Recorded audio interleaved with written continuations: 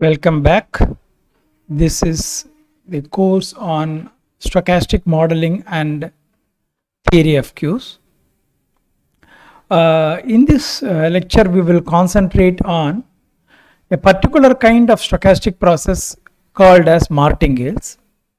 Martingales have been developed as a way of formalizing what are called as fair games. We will first start up by motivating you with in what situation the notion of fair game will be useful and how Martingale can be used to formalize this concept. Imagine that you have to gamble with your friend. The gambling is rather simple. It involves a sequence of coin tossing, and let us first write down certain notations related to this coin tossing. So the probability of getting a head, we will call it as P. The probability of getting a tail, we will call it as Q, and naturally P plus Q equal to 1. Then this game or gamble involves betting on the outcome of the coin toss. There are only two possible outcomes, head or tail. Let us assume that you always bet on the occurrence of head.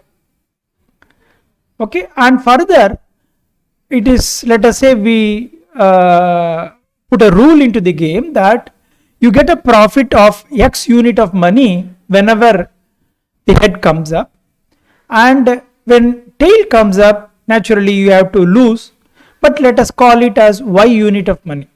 So it's very general kind of gambling using a coin toss. Now you have to play a sequence of coin toss. One thing that we are sure is that the outcome of a given task is independent of the outcome of previous task and the future task. So if you call the coin tossing each one as a Bernoulli trial, they are all IID random variables. Let us try to look at different rules that can be formed for this kind of a gambling game, and let's see what can you tell about the nature of the game if each one of these rules are being applied.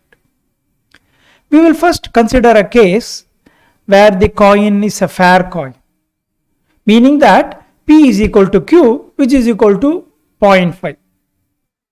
And let's say X equal to 4 and Y is equal to 6. What does that mean? When you get head, you win and you get 4 units of money. When you get tail, you lose and you have to give 6 units of money. Well, if this is the rule of the game, will you play this game? Will you be interested in it?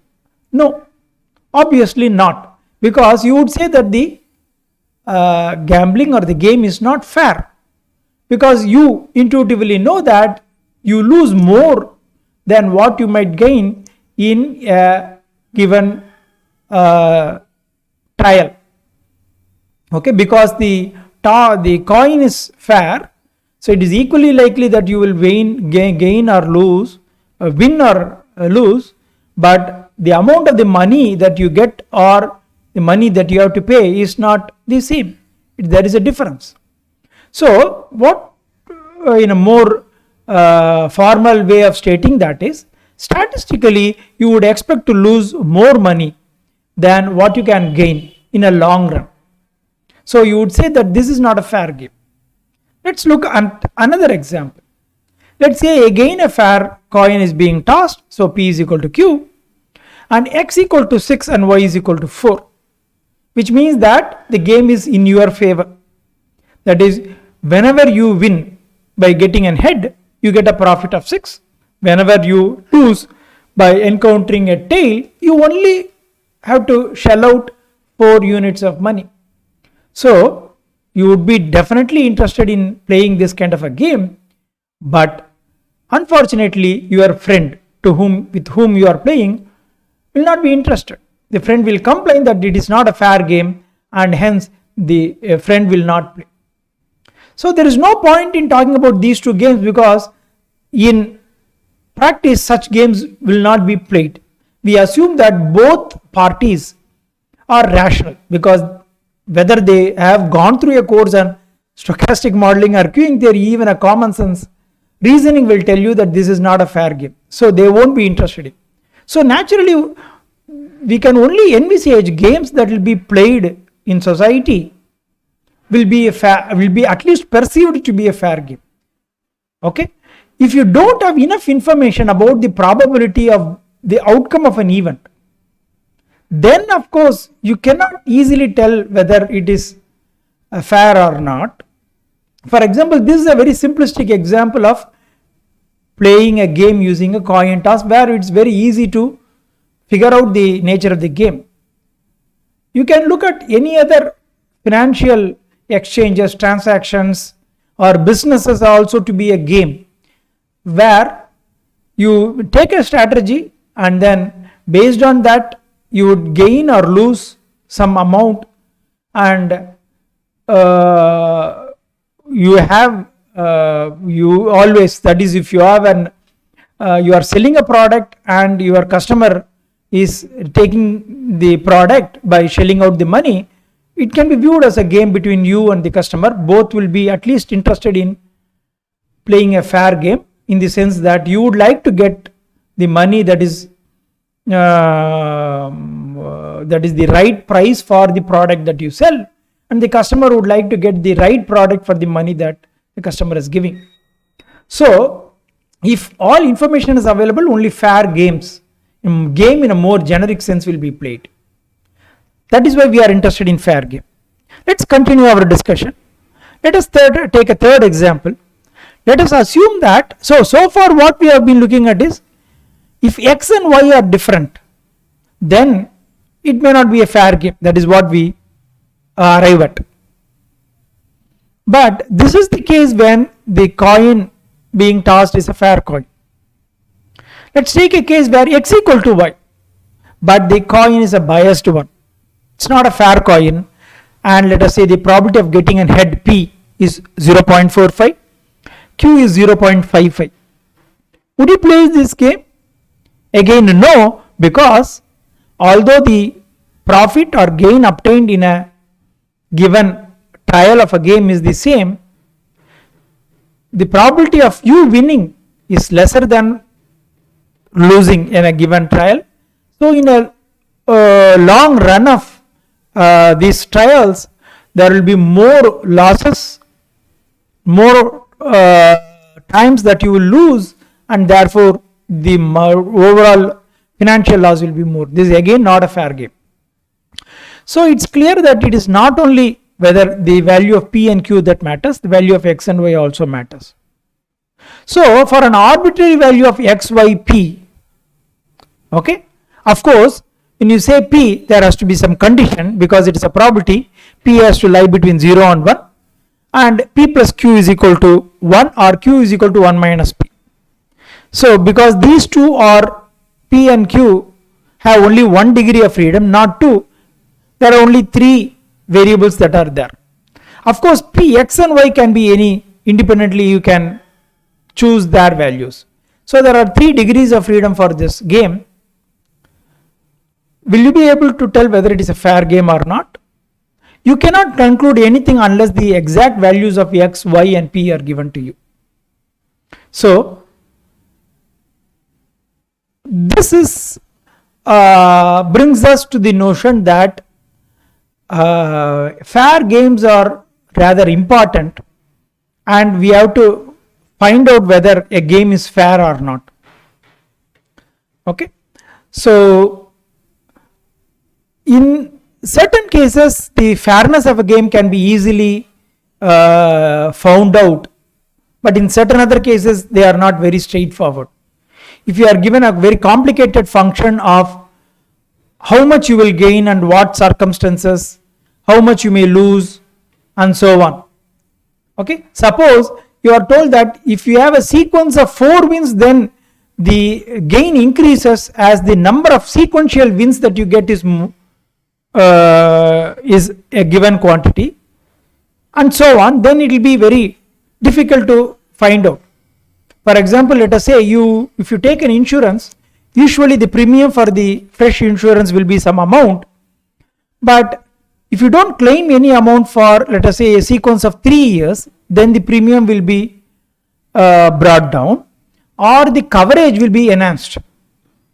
Okay, so if you take by paying 5,000 rupees per year for a coverage of 1 lakh, if you don't claim for 3 years, then either the premium may be brought down to 3,000, or for the same 5,000 the coverage will maybe enhanced to 1.25 lakhs. So like that, and it will continue like that. Moment you have a claim, then it will reduce, and so on.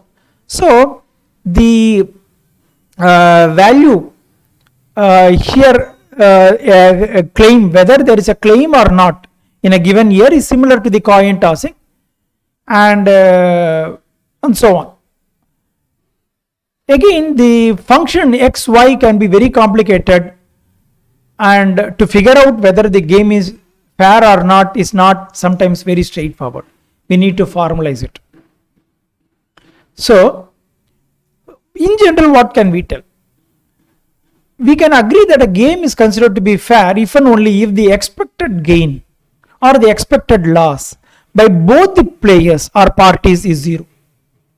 That is, there is no net gain or net loss someone will encounter, and this has to be true for both the parties, and both the parties should agree upon it.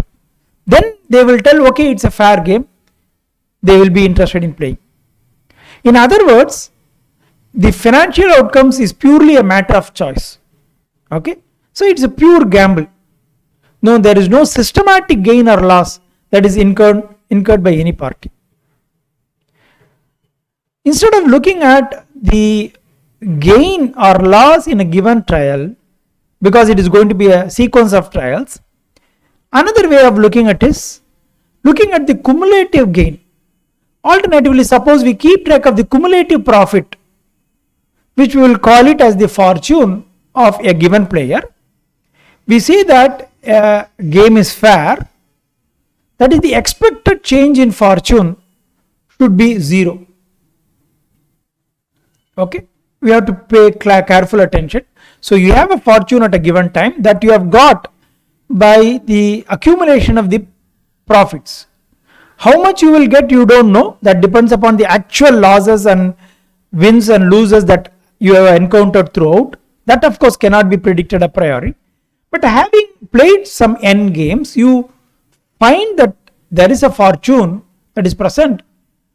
Your net fortune after playing one more trial, okay, if you ask its expectation, if that expectation is more than the current fortune, it means that it is expected that you will gain, so it is not a fair game. Or if the expected value is less than the fortune, that it is probabilistically you are going to lose, again it is not a fair game. So the expected value of the fortune after a trial should be equal to the current fortune. That is also other way of formalizing a fair game. So there was a need to understand gambling and to analyze it mathematically in the 17th century, and then more seriously in 20th century and so on. And many great mathematicians started developing a theory which turned out to be the probability theory, which had a wide variety of application beyond gambling. And some of the prominent mathematicians are De Morey, and then later by Levy, Doob, Laplace, and so on. So this is how the whole, in fact, the theory of probability as well as stochastic processes started off with, and credit goes to analyzing such games. And these kind of games which model the fortune of a gambling are called as martingales. Of course, the definition and the scope is much more than that, but this was the basic idea with which these processes are being formalized. We will get into a formal definition of martingale. So a discrete parameter stochastic process, call it as xn, n greater than or equal to 0, is called as a martingale or a martingale process if for any n the following two conditions have to be met. Expectation of mod of x of n has to be less than infinity, and more importantly, expectation of x of n plus 1 given xn, xn minus 1 all the way to x naught should be equal to x. What does these two conditions imply? That is, in any given trial, the expected value of the outcome of the expected value of the random variable, okay, mod of expected value of the expectation of the mod of the value of the random variable has to be finite. That is an important one. Then given the values x0, x1, x2 to xn, the conditional expectation of xn plus 1 given all these things should just be equal to the latest or the most recent value of the x process, xn. So here xn n greater than or equal to 0 is a discrete parameter or a discrete index or a discrete time process, whereas the x can be a continuous valued random variable. So obviously you might see that this is what we were expecting for when x represents the fortune of a fair game. This is what we have been expecting. Let's now take a number of examples wherein the processes and then critically examine whether the process can be categorized as a martingale or not. As you would see that some of them are obvious, some of them are not so obvious because the way we define the martingale process, okay, can be very complicated, and this definition, if you try to apply these two rules, that will help us to decide whether it is a martingale and whether such a process, if it represents a game, whether it is a fair game or not. Let zi I is equal to 1, 2, 3 be a sequence of IID random variables with mean 0. Okay, so now this is not a fair coin tossing with head or tail. It can be any random variable, but only thing that we are expecting is that it is a mean 0 random variable. Then we are looking at defining a process xn, which is sigma I varying from 1 to n zi. That is, it is a partial sum of zi's, where zi's are IID. That is very important. Independent, identically distributed random variable, even it can be a continuous random variable, but only thing is it is mean 0. Then is xn, n greater than or equal to 1 a martingale? We can investigate it. First, xn plus 1 can be written as xn plus zn plus 1 from this equation, because xn plus 1 is I varying from 1 to n plus 1 zi. We can separate two terms, 1 up to n, which is xn, and n plus 1 term is zn plus 1. So it is a cumulative sum. That is why we are adding the outcome of each trial with the partial sum obtained till the previous one. Now we will try to apply this one. Again, of course, we will assume that this condition holds good, although it is not explicitly mentioned. Of course, with the moment you are telling that random with mean 0, this, of course, with the mod of x of n should also be there. It's assumed that it is obeyed. So expectation of xn plus 1 given xn to x1. In place of xn plus 1, we will write xn plus zn plus 1. So we will have expectation of xn plus zn plus 1 given xn to x1. So this, from linearity of expectation, we can divide it into two terms. One, expectation of xn given xn to x1 plus expectation of zn plus 1 given this. Well, this term is rather simple. It is just xn. Why? Because you are given the actual values of x1, x2 to xn, and you are asked what will be the value of xn. Okay, although this is a random variable, its value itself is given as a condition, therefore it is just xn. If you look at this quantity, zi's are all independent. If you look at all the terms which are in this side of the condition, they are all z1 to zn. They are all only functions of z1 to zn, and zn plus 1 is independent of these random variables. So zn plus 1 is independent of all of this. So because probability of A given B is probability of A, because A, B are independent events, which also holds good for random variables, and it also holds good for expectation. So this is nothing but expectation of zn plus 1.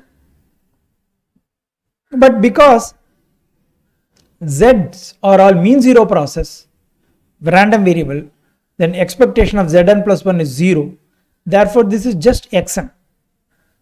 So we can see that this condition holds good, and therefore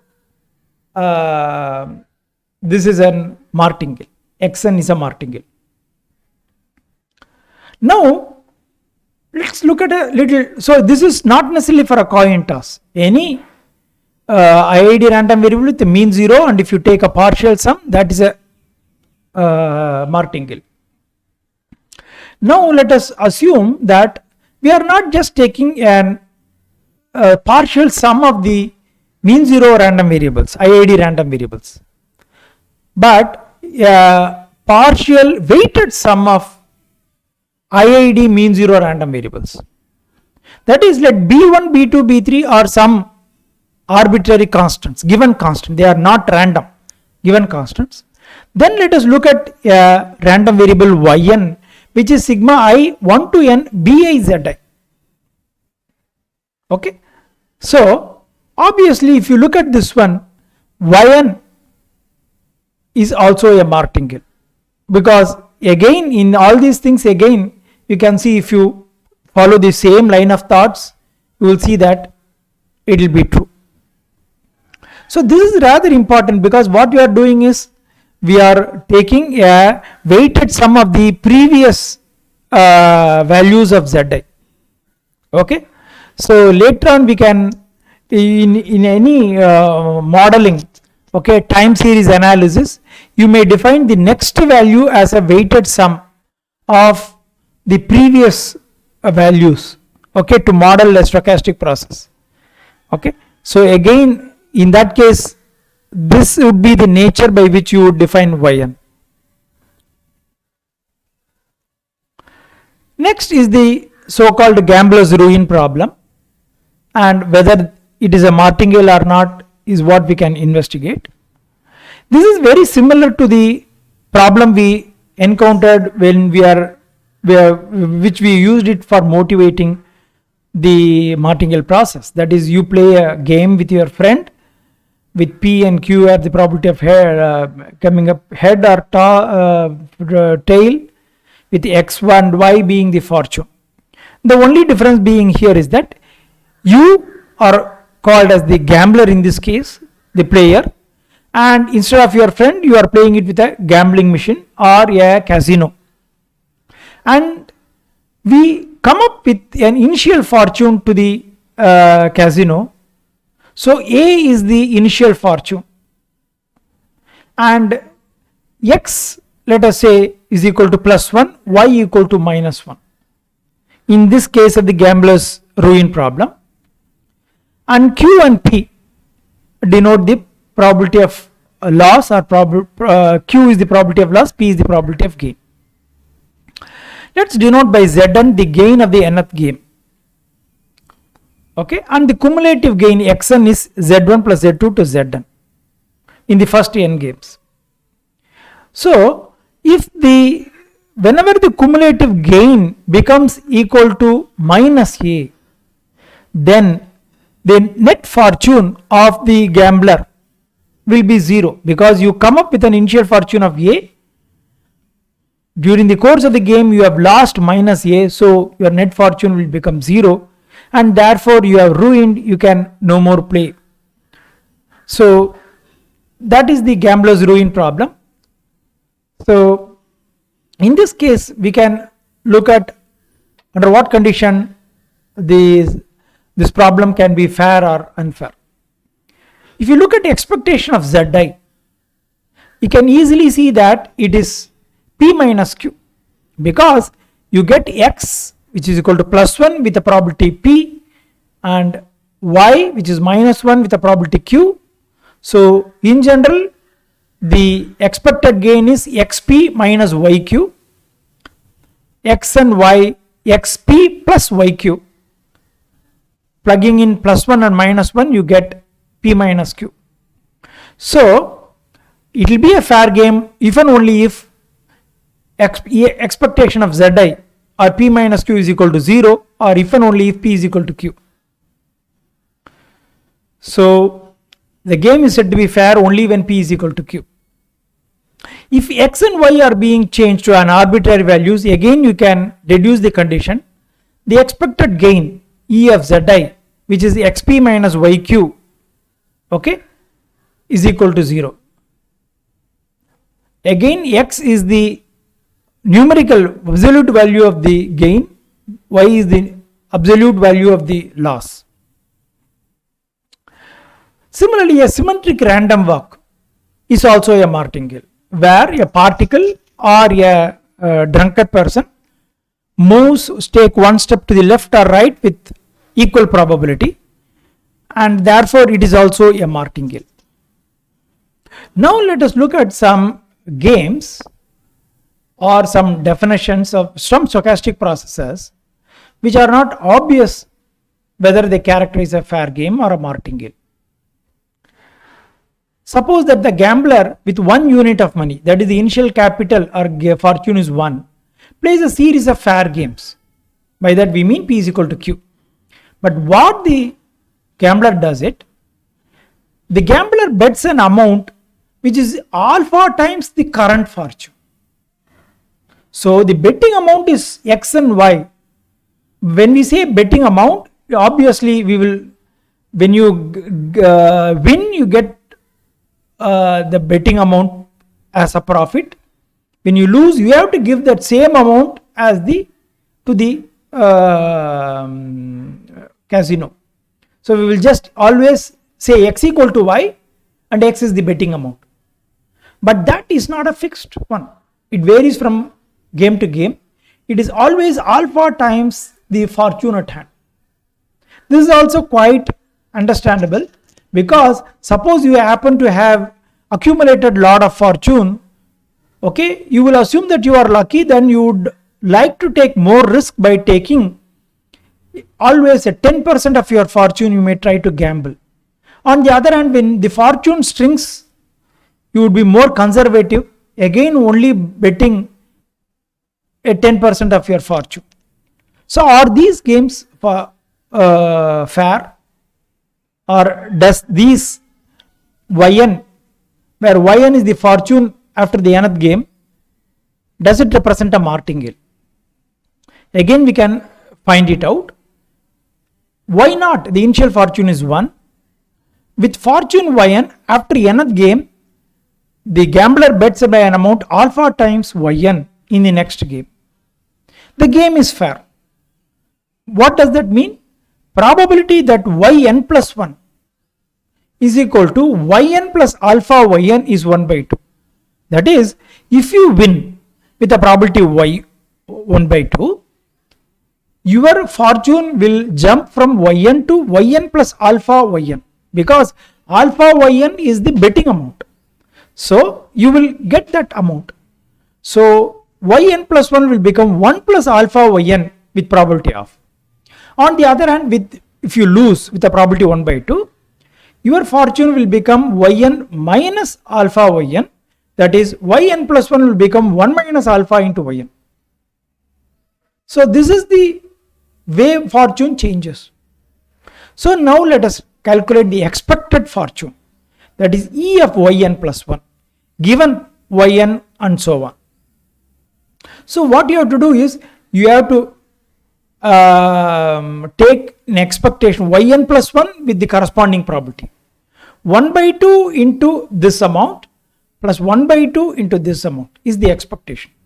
If you take that, so this will be yn by 2, here also yn by 2, they add up to get yn.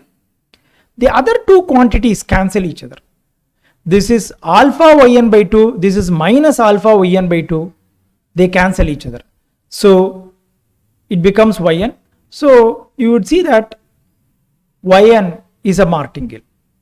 So here also it becomes a martingale. So whether you change the gambling betting amount by BI, which is some arbitrary amounts which is fixed a priori, they are not conditioned by your this one, okay, by the way the game progresses. If that is how it is kept, and but every time if the chances of winning or losing is the same, then it doesn't matter the betting amount and how it is changed each time, whether it is a function of your fortune or a fixed value. Next we will see that many times you may look at the way that the cumulative values, okay, a process which may be an outcome of a sequence of trials will be there, but you may define the fortune by a related random variable, not based on the random variables that are the outcome of the trials. So you have two stochastic processes. One is xn n greater than or equal to 0 and another yn n greater than or equal to 0. So they are two discrete parameter stochastic processes. Okay. The process xn n greater than or equal to 0 is said to be a martingale with respect to the process yn n greater than or equal to 0 if these are two conditions are met. So the fortune is not directly fixed by the outcome of yn, but by a process related to it. That may also be a way this can occur.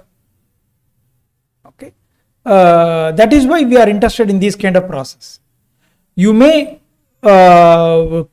keep a coin toss, you may get a head or tail, but the fortunes are not directly fixed by whether an head is or tail comes, but by a random variable based on defined based on this basic Bernoulli trial processes.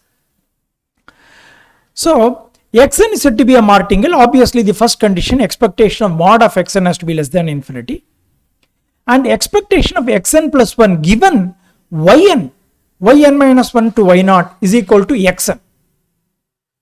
Okay, that is conditioned by yn minus 1 to y0, xn plus 1 will be the same as xn. Okay, so the expected value of x at the n plus 1th instant given values of yn to y0 dependent upon the xn at the nth instant. So this type of processes are called as dupe type martingale, defining one process as a martingale or not with respect to another process. Again, let us look at some example of such dupe type martingales. A gambler's ruin problem we can take and then modify it. Let the gambler play a series of game P is equal to Q. We will define yn to be the gambler's fortune after the nth game. Okay, so what do we mean by fortune? It is the sequence, the cumulative gain that is being obtained. Maybe the initial fortune can be 0 or any given value. We obviously know that yn n greater than or equal to 0 is a martingale. It's a play of series of games. Obviously P is equal to Q, and you always here x equal to y, that is the betting amount is fixed. You gain or lose based on the same amount, whether you depending upon you win or lose. So such process are always martingale. Now you define a related process, say Wn, which is related to Yn by this equation. Yn is Yn squared minus n. Look at this one. We know Yn is a martingale process. You define another process. For every time you get y, you can construct this, find out this and find this random variable. Okay. So because these two are random variables, this random variable is a function of this random variable. This is a process, stochastic process. This stochastic process is defined based on this one. But it is not a very simple one. You take a square of this and then subtract it by n, which is the number of the toss at which you define n. Okay. So as n increases, this value increases, and this can be the outcome of the game, given game, and so on. Will Wn, will it be a martingale? Is the question. Given Yn is a martingale. So again we can find out. Let us say you are given Yn minus 1, these values are known. Then what will be Wn plus 1? By this definition, W in place of n, you substitute n plus 1. Wn plus 1 will be equal to Yn plus 1 the whole squared minus of n plus 1. So Wn plus 1 is equal to Yn y of n plus 1. Okay. So here what will happen? Y of n plus 1 will be Yn plus 1 or Yn minus 1. Because what is Yn? It is the cumulative fortune of the gambler. It will change by a value of 1 in after every tile based on the win or lose. So Yn plus 1 can be y of n plus 1 is Yn plus 1 the probability of, or Yn minus 1 with the probability 1 by 2. So substituting that, W of n plus 1 can take two possible values, Yn plus 1 whole squared minus of n plus 1 with half, Yn minus 1 whole squared minus of n plus 1 with the probability of. So what is the expected value? That is this value multiplied by the probability and this value multiplied by the probability, add it, that is the expectation. That is expectation of Wn plus 1 given all these values, which means that Yn is a known, is now a given quantity. Then let us figure it out. First, if you square this term, you will get Yn squared plus 1 will be here, plus 2Yn will be there. Here Yn squared will be there, plus 1 will be there, minus 2Yn is there. So you are adding these two with this as the one. So Yn squared, see you are multiplying this with half, here also with half. So this Yn squared by 2, Yn squared by 2 together will give you Yn squared. Plus 2Yn minus 2Yn will get cancelled out. Here 1 by 2, 1 by 2 with together will give 1. And if you look at these two things, okay, both are 1 by 2, 1 by 2, and adding you will get minus of n plus 1. So a plus 1 and that this minus 1 will go away. Okay. And then you would see that, so you are adding these two quantity. So you will get that Yn squared and then both will go away. You will get Yn squared minus n. So this is what you will get. Or here if you look at, this is Yn squared plus 1 minus of n plus 1. This plus 1 and minus 1 go away. It is Yn squared minus n. What is it? It is nothing but Wn. So what we get is expectation of Wn plus 1 given Yn to y1 is Wn. So W is a dupe type martingale with respect to y. Now let us look at a gambler's ruin problem, which is not made out of a fair game. P is not equal to Q. And now we define a process Vn. Okay. Yn is still the fortune. Vn is q by p whole power yn. So look, this is a very complex way of defining Vn. Okay, let us assume that Vn is what we actually gain. See, underlying this is the fortune, but the actual gain or loss is dependent upon Vn. Okay, and whether Vn is a martingale or not with respect to Yn is the question. Where Yn is the fortune of the gambler after the nth game, Vn is q by p whole power Yn. Q and p are not equal to, not the same. If they are same, it is just 1 power something, always 1. So that is not of interest to us. So whether it is a martingale or not.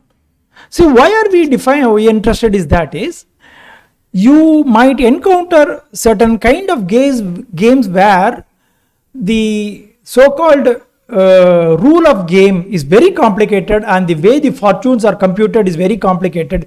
You will not be able to easily figure out whether it is a fair game or not, or whether there is an expected loss or an expected gain, systematic loss or gain that you will have if you play a sequence of games. More generally, if this is a game that corresponds to buying a stock or investing some money in some asset and looking at the way the asset's value grow every year after year, okay, it will be a very complicated one. So in order to understand whether it's a fair way of defining the investment strategy and so on, you need to analyze the corresponding martingale process. Let's look at this one. What we are interested is probability that Vn plus 1, okay, takes the value by winning. What is that? Q by Vn plus 1 is equal to Q by P power Yn, y of n plus 1. See, in place of n, you put n plus 1, that is what Vn plus 1 will be. V of n plus 1 is Q by P to the power y of n plus 1. But y of n plus 1 is yn plus 1 with the probability p, or yn minus 1 with the probability q. Therefore, Vn plus 1 is either this with p or this with q. And the expected value of Vn plus 1 given all these values of y's is this multiplied by p plus this quantity multiplied by q. That is p into q by p power yn plus 1 plus q into q by p power yn minus 1.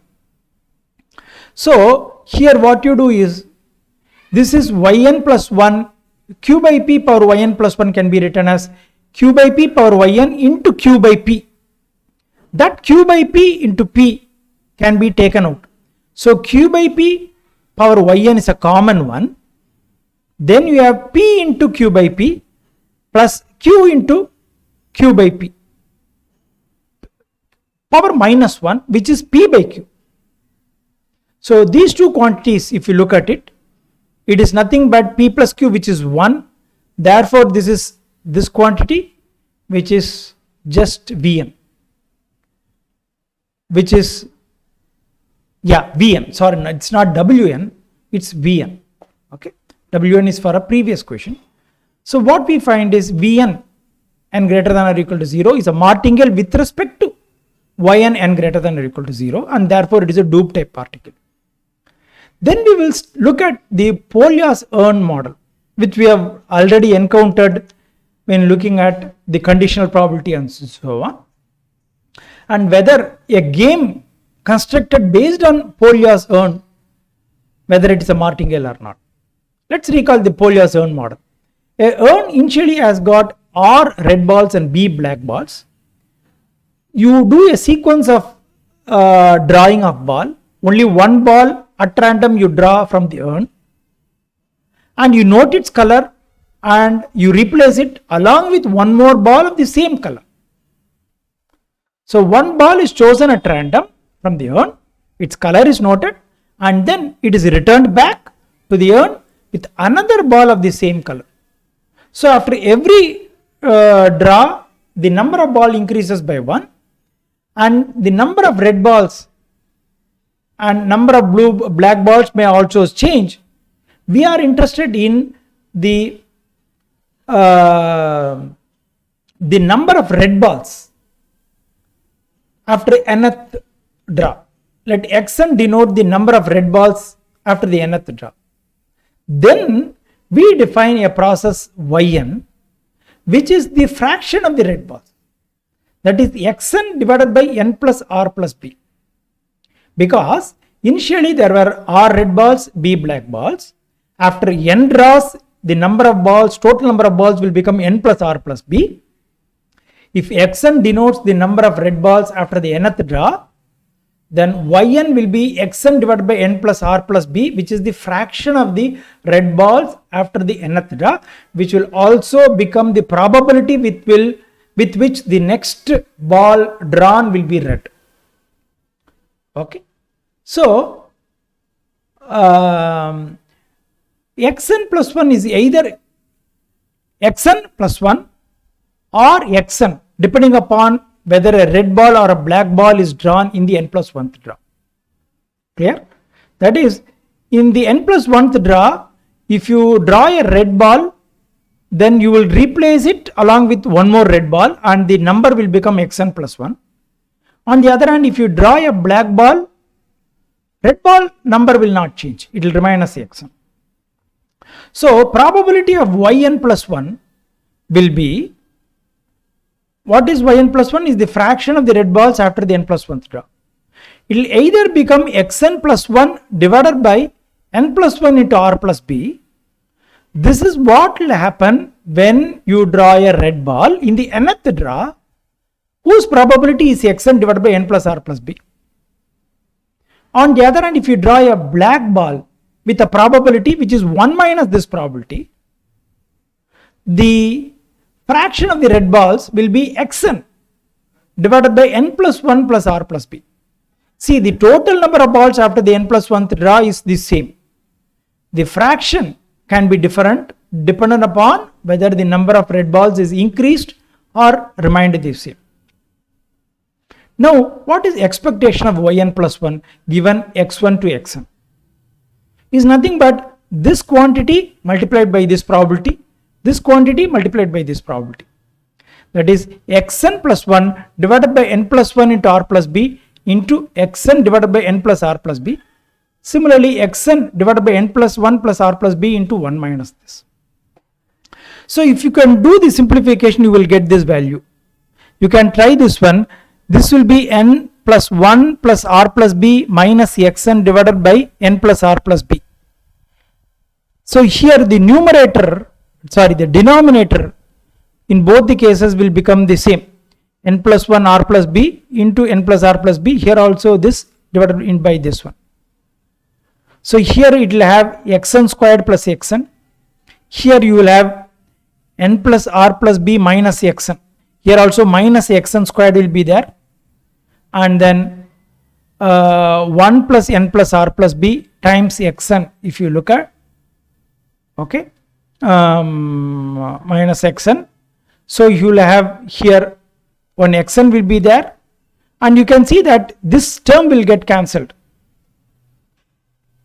So it will be xn divided by n plus r plus b, which means that this quantity, probability of yn plus 1 given x1, x2 to xn is equal to yn. Therefore, yn is a dupe type martingale with respect to xn. Now, so far what we have looked at is how the you are cumulative adding the sum of fortunes after every draw. You can also multiply the fortunes. But for that to be meaningful, only thing that we are multiplying the fortunes, but only thing is that the expected value in each of the trial has to be 1. In the case of addition, the additive identity 0 should be the mean. In the case of multiplication, the multiplicative identity 1 is what we require for the expected value. So what we do is, we have a sequence of IID random variables Zi, and we define a partial product of Zi's. That is what your Xn is, whether it's a Martingale. So Xn plus 1 is what I varying from 1 to n Zi. Okay, that is what into Zn plus 1, because this is the product from Z1 to Zn multiplied by Zn plus 1 will give you Xn plus 1. So this is nothing but Xn. So Xn plus 1 is equal to Xn into Zn plus 1. So what is the expectation of X1 plus 1 given X1 to Xn? So that is Zn plus 1 into Xn given X1 to X1. Now if you look at this one, it is a product of two random variables that is conditioned. So you can write it as the product of their expectations. Product of expectation of Zn plus 1 given Xn to X1 multiplied by expectation of Xn given Xn to X1. So expectation of this with this condition multiplied by expectation of Xn with this condition. This term is nothing but Xn, and this, okay, is Zn plus 1 because of the independent nature of Zi's. And if you look at that one, expectation of Zn plus 1 is equal to 1. So this is nothing but 1 into Xn, which is Xn. So Xn's is a Martingale. Similarly, you can also look at one more type. U1, U2 are all independent random variables of uniform distribution 0 to 1. And Xn you define it as 2 power n times U1, U2 to Un. So what is Xn plus 1? It is 2 power of n plus 1 times U1 to Un into Un plus 1.